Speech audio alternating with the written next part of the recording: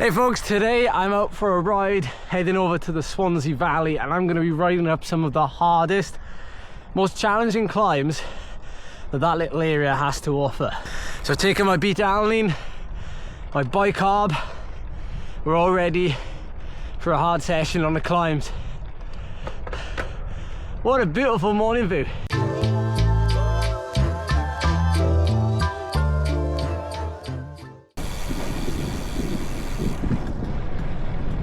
Now, I'm sure you're aware that Wales is a hilly place to ride your bike. You've probably heard of the South Wales Valleys. It's a region spanning quite far from the east all the way to the west side of the South Wales region. Swansea Valley, where I'm heading to today, is probably home to some of the steepest and most difficult climbs in any of those valleys in such a small radius. So it's perfect for a session like today where I want to do multiple climbs, very short recovery between them. I'm sure Luke Rowe, Geraint Thomas have talked about them a lot, you know, the Bulk and the Regos.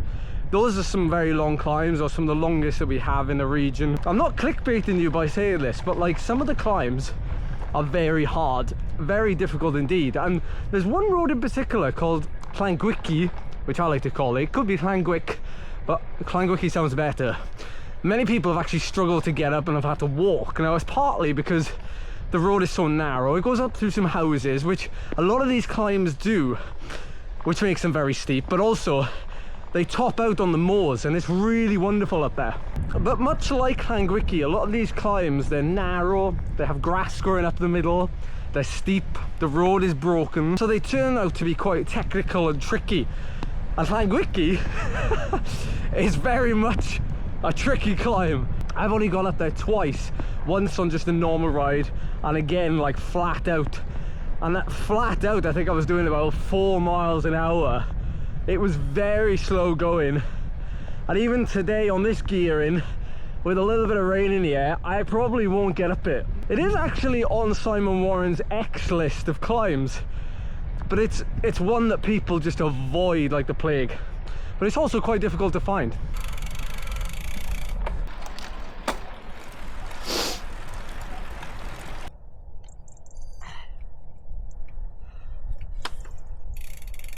Oh, first one done. I mean, this is just going to turn into a glorified like smash a hill. This is a beautiful road though over the moors, I'll show you in a second. So that's the first one done. We've got 2 or 3 to go, probably 3 I think. So it was steep in certain areas, that one. I got out the saddle and dispatched that no problem, but first interval is always, well, I wouldn't say it's always the easiest, but sensation wise that was a good old effort. So this whole route is going to be around, I think, about 60 kilometers and 1500 meters of climbing, so that's quite a lot actually. So it's up and down all day. Look at that, there's some toilet roll there in case my bicarb backfires. Literally. Oh, I've just noticed what's right next to it. Gross.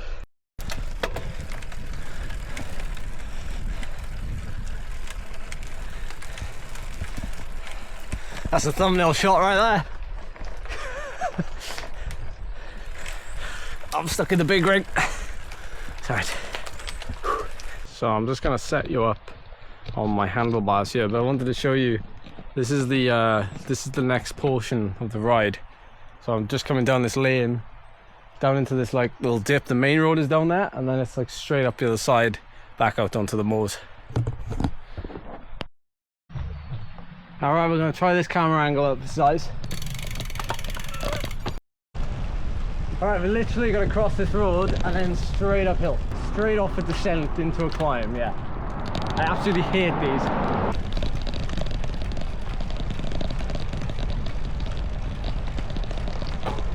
I'm going to try and peg it around about 400 watts, which initially always feels easier than what it is until you get a couple of minutes in.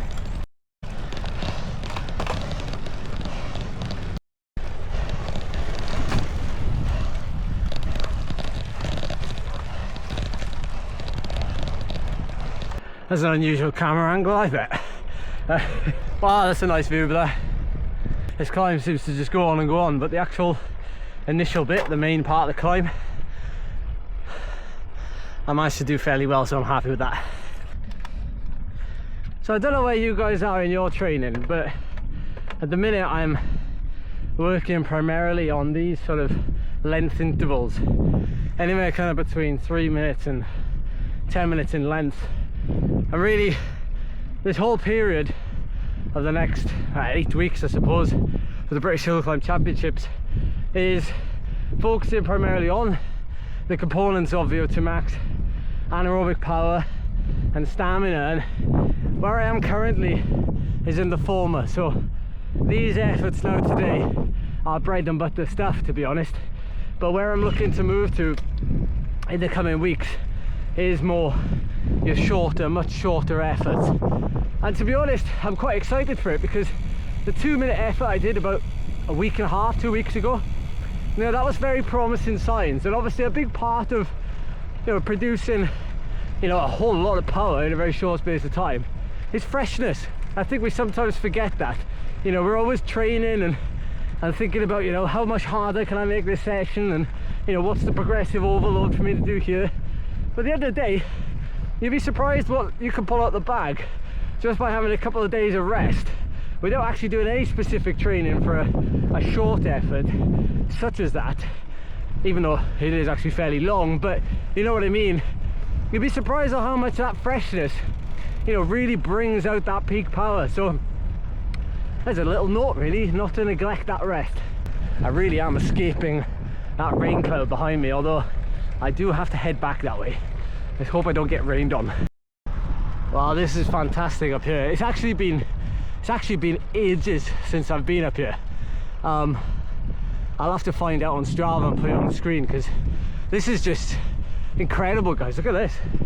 I always think it's funny, like, you know, in magazines and, you know, things like that, they're always looking for like the best photos and locations, and, you know, people go to Europe and the Alps and things, and sometimes you come to some random places and you'll find some of the best views, and you don't even need to go to some of these places. Like, the views are here on your doorstep. Obviously I enjoy going to Europe and I love the scenery it has to offer, but I'm just saying, like, this is special. I love how chill the livestock is up here. It's just nothing phases them. There's horses, sheep. I haven't seen any cows though. Oh wait, yeah, there's cows in that field with the sheep.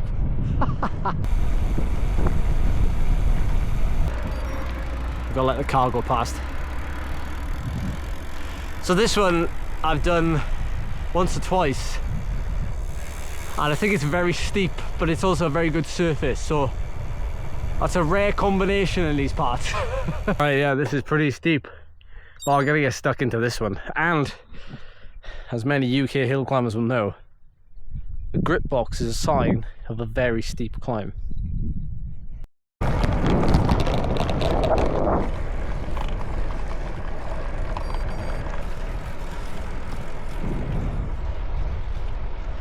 So I've actually got a new cassette to train on now. I finally caved in, and I've got a 34 tooth cassette. So my smallest gear is a 36-34. Previously I've been using a 30, but I suppose since I turned 30 years old, I've got to give myself some leeway now. I'm making some small tweaks to the bike, and this cassette will really help me when I come to train on my new 1x system, when that chain ring comes.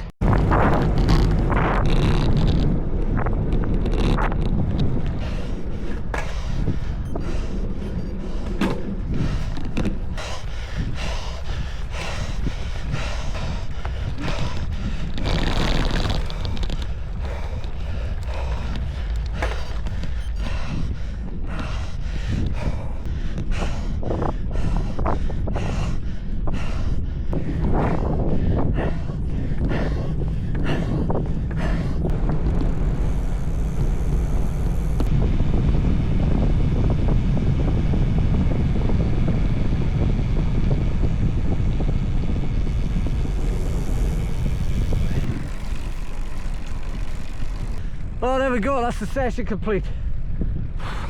I have to say, the really steep gradients on that one was really testing me, and I didn't want to swing the bike around too much with you attached to my handlebar. So I'm gonna get back now, quick analysis of the ride, and get some food down me.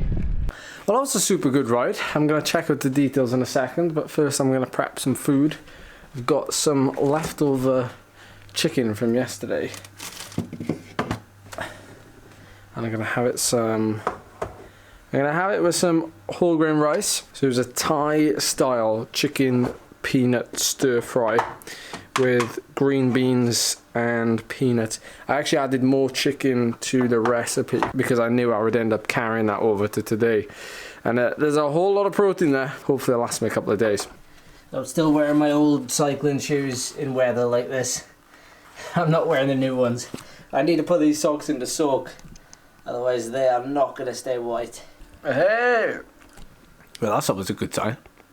I'm pretty happy with that, holding some fairly decent power throughout these intervals, and actually that final climb was really quite steep. 600 metres at 14% at one point. Some of these efforts are actually a fair bit shorter than I would have liked actually. I thought the climbs were a bit longer than that, but it doesn't matter. It was good sensations, got my heart rate up really high, and I also actually got a fairly good session out of it as well. In the end, nearly 3 hours. So I'm going to finish my food, wrap this video up here. More videos coming soon, later this week. I want to thank you so much for watching, and I will see you in the next one.